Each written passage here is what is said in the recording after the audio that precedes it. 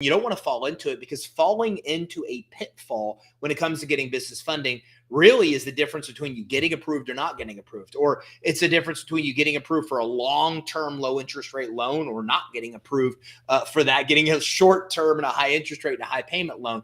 Look, it's all comes down to avoiding problems during the funding process. And that's exactly what we're going to talk about today. Today, I'm going to teach you the things I've learned in 20 plus years in this industry, helping 50,000 plus business owners get capital, on exactly what causes their problems that get them denied. And I'm going to teach you exactly what to fix so you can actually come in and successfully get approved. So if your goals like now or short term to get money to grow your business, you're going to want to see this, because we're going to talk about the things that will commonly get you denied and exactly what to fix to get approved. So let's talk about number one, right? The very first thing you really need to think about is, if you want your business to get funding, you've got to separate the business from you. And I think it's interesting because a lot of people come to me and say, I want to get money without a personal guarantee. But when I look at the way their business is structured, their business is not separate from them. And it's the very first thing that you want to make sure is the case, because otherwise you will always be judged when your business is trying to get funding. If you want a credit card, if you want a loan, if you want a credit line, then what happens is they look at your personal credit, they look at your financials, they look at your personal financial health versus the business financial health. Now, when you start separating yourself from the business, then what happens is this kind of self-resolves itself. Eventually, the business can basically prove itself. Eventually, lenders and credit issuers start sending pre-screened offers and pre-approvals to the business. Eventually, you start getting away from providing personal guarantees, getting away from providing personal credit checks. Eventually, they don't care about you. All they care about is the business. So how do you get there? Well, the business has to be set up separate from you individually. So you need an EIN, right? You have a social on the personal side. The business has to have an EIN. You need to have a separate phone number for the business, a separate address for the business, a separate bank account for the business as well. You want to have a separate email for the business. It's not a Gmail or personal. Every single thing you use for the business's identifying contact information needs to be separate from yours. If any of those things overlap, you want to consider a change. So for example, if your address for your business is your home address, look, it's okay. It's okay to work from home. But what you really want to consider is having at least an address that reflects it's a business address, not a home address. That tells lenders that everything is separate. If your home address is your business address, it's a problem. If your home phone or your business home phone or mobile phone is your business phone, it's a problem. So look at it that way. Everything you put on an application, does this reflect that the business itself is separate? If you do that, now you start to get to a point where you can actually look at the business being treated separate from you and avoid this pitfall of getting denied because you have personal credit issues or anything on the personal side doesn't match up. Now, the other thing this helps you do to get avoid is you're just building a legitimate, credible business in the lender's eyes. Look, they want to lend to a legitimate, credible business. They do not want to lend to a one-person show that's working from home, that's testing some business concept that may work out, right? And that's exactly how SBA refers to as a sole proprietorship. It's somebody testing a business idea. It's not even somebody that's running a real business. So you want to actually come in and you want to make sure that you've separated everything for your business and that everything you've built for that business reflects that you're legitimate, reflects that you're credible, reflects that you're actually established. Now, another point to that is this is exactly why you want to be building business credit. Look, if you want to set yourself up for the best chance of getting approved for funding, you want to make sure that you absolutely can get in there and you can show to the lender that like the business deserves to be lent money. So business credit's as important as consumer credit is when it comes to qualifying for credit and financing. And I know, by the way, in that same topic, Martin says, hey, can you get an Amex without a PG? The answer is yes, you can. But it takes a very well-established business credit profile to do it. Amex is one of the hardest cards to get without a personal guarantee because in a lot of cases, they want to see 7 figures in revenue, 3 years time in business. So it is a card that are several Amex cards we recommend to our clients that you can get without a PG, but it's not the easiest of all the Visa, MasterCard, everything else. It's the hardest to get because they're pretty strict on their time in business and revenue requirements. And you need a lot more accounts on there, Martin, in order to get approved without the personal guarantee and credit check. So remember, How do we avoid these pitfalls? First of all, we make sure that we set our business up separate from us. We make sure the business is set up legitimate and credible. We start building business credit and a credit profile for the business. Lenders are going to look at the credit profile. If they're issuing a credit card, a loan, or credit line, they're going to look at that credit profile. We do not want them to see an empty credit profile. We do not want them to see bad credit. We clearly need to make sure that they see an established business credit profile. And by the way, the bureaus, the business reporting agencies, refer or recommend how much money you should be lent. So if you want to get higher approvals, you really want to build business credit, because the more you build, the more you're using on accounts that report to the reporting agencies, the higher the recommendation of credit, the better you pay on time, the better your score, the deeper, the more accounts you add, the deeper your credit profile becomes. And all of these things are really important factors to unlocking the best kind of funding for you as well. Now, the next thing you want to think about is coming up with a business plan. Now, listen, admittingly, 99% of kind of business financing out there doesn't require a business plan. It just doesn't. Okay, SBA in some cases does. And sometimes you get term loans that want a business plan. Most other, and you're going to want a business plan for grants, for example, but most other kind of funding, it's really not essential that you're actually coming in and that you're actually building a business plan. But the reason you want to have a business plan is because what's included in a business plan. So if we think about this, for example, we've got market research, right? We understand what the market is. We understand our competitors. We understand financial projections of what we're projecting we can do revenue-wise, right? We understand where we are. We understand where we're going. We understand how we're selling our products. What's our distribution channels? How are we going to market and grow? What does our product line look like? What is our profit margins? Those are the kind of things in a business plan. And what you're going to find is that the better kind of loans you go to get, they're going to want to know some of that information. They're going to want to know what your business model is like. They want to know how you're actually getting customers. They want to know how many customers you're going to get. What is your plan to scale and grow? So that kind of stuff is all in a business plan. And by going through the exercise of executing a business plan, then again, the lenders have a really good idea of what they want to know in order to lend you money. Even private investors, venture capitalists, angel investors are the same way. They want to see you have a business plan. They want to see you have financial projections. They want to see you have a grasp on who your competition is. They want to see how much of that how big the market is and how much of that market you think you can capture.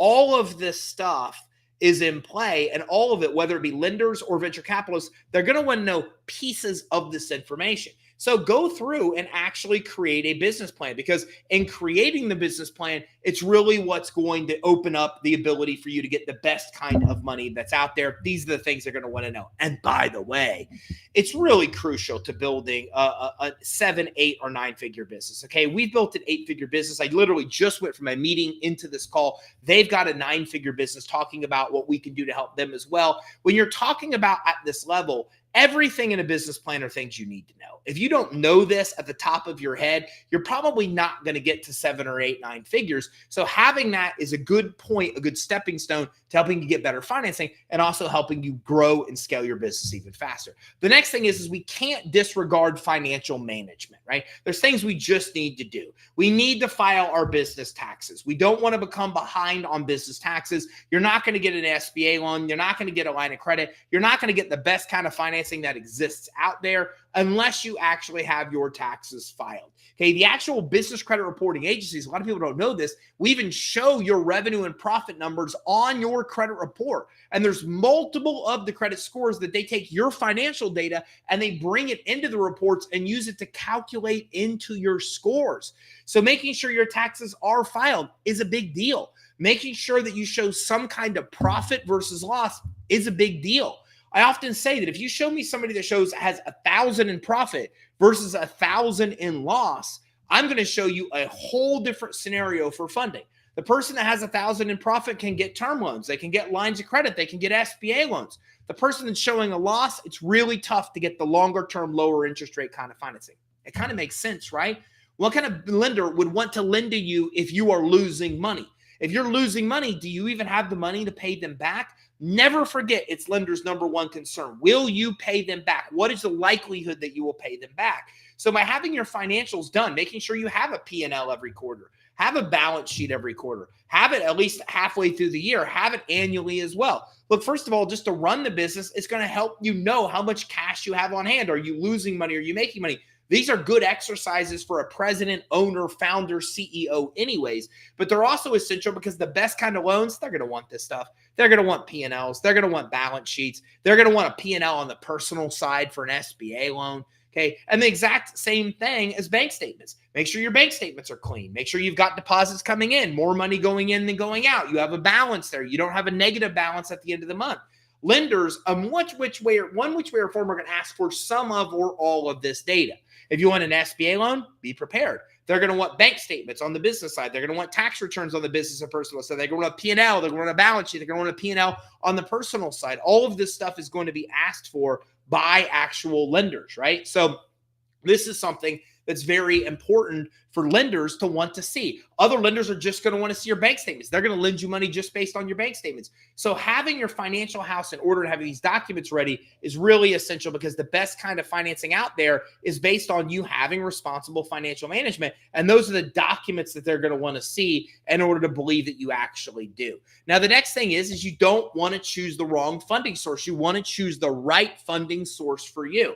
So how do you choose the right funding source? Well, if you really want the best kind of funding, well, the best kind of funding exists in a category called asset-based lending or collateral-based lending. This is lending where you can get money because you're pledging some kind of asset as collateral. Maybe it's stocks, maybe it's bonds, maybe it's 401ks, IRAs, inventory, equipment, real estate, vehicles, whatever, even cryptocurrency. But the best, lowest interest rate kind of financing has you providing some kind of collateral of yours or somebody else's. Now, next, if we don't have collateral, then do we have cash flow? Do we have 6 months worth of consistent cash flow in the business? If we do, well, then that opens up a lot of lending options for you as well. The other option is personal credit. Do we have good personal credit, or do we have someone around us that does? That opens up and unlocks different categories of funding.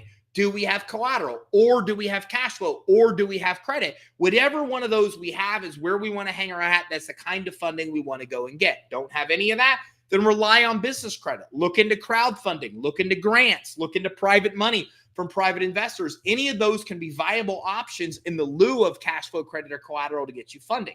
But by knowing this formula, this 3 C's formula, you can better figure out which of the strengths you have, and knowing that strength will then help you determine the right type of loan program to go with. Now, the second thing is that you also want to make sure that you actually find the right lender. So once you know the kind of funding, hey, I have revenue, I'm going to go for revenue lending. Great. Now you know that. Now, which of the thousands of lenders is going to work for you? The next thing you should be doing is, which is the best revenue lender for a restaurant? Which is the best revenue lender for a trucking company? You're going to find that a lot of lenders are really catered to other industries more than other ones. So if there's somebody advertising in Google that we do revenue lending loans for restaurants, well, then that's the person you probably want to try out, because that person specializes in the kind of funding you want, revenue lending, and for your industry in itself. So knowing the kind of funding to get first based on your strength, that's step 1. Step 2, we find a lender that works with your industry within that segment of funding. That's going to help you narrow that down. Now, that doesn't stop there. The next step of this is we want to do due diligence. Is this lender legit? Have they been around a lot? Do they have a good track history of approving you? Do they communicate well? All of this could be done just based on basic Google searches, right? If I'm going to go with On Deck, hey, On Deck scam, On Deck reviews. I'm going to see, is there anything out there if I search On Deck scam? What are people saying? Are there reviews out there? Are they positive? Are they negative? How many do they have? What do their clients say about them? I may even take a step to actually see, how long have they been open? What's their BBB report like? I'm going to do some due diligence to make sure that that specific lender that I find actually is reputable in the space that I'm trying to get money. The next thing is you want to really set reasonable expectations. Man, I see this a lot. 9 out of 10 entrepreneurs that come in cannot get even a fraction of the money they can get. So the easiest way to do this is think about this in regards to revenue or profit. If your business makes $10,000 a year in profit, does it make sense for you to have a $100,000 loan? Think about that. If you took 10 years of your profit and gave 100% of it to the lender, that's how long it would take to pay back that loan. That's not reasonable. So oftentimes you want to look at what your revenue is and what your profits are, and then you want to kind of figure it out from there, what's reasonable based on whatever it is that you can afford to pay. Now, don't get me wrong, it's not all based on your revenue. Maybe you want to get a personal loan to start the business. Then it's based on your personal income. Maybe you're getting credit financing based on you having good credit. Well, then what's your highest credit limits now? If the highest credit limit you have is $5,000, do you really expect to get $150,000 in funding when the most you've ever shown you can pay back is $5,000? Right? So thinking about these things in sense of revenue and credit, what have you shown that you're responsible enough to be able to pay back? Well, that's probably pretty equivalent to what you'll actually get approved for. Now, don't get me wrong. There's programs like Credit Line Hybrid where you'll be able to get 5 times the amount of your highest credit limit. But very important note here. Notice how I said 5 times the amount of your highest credit. It's always a percentage of whatever your situation is. If you want to go get financing based on having good credit, you could typically get about 5 times the amount of the highest limit revolving credit card you have.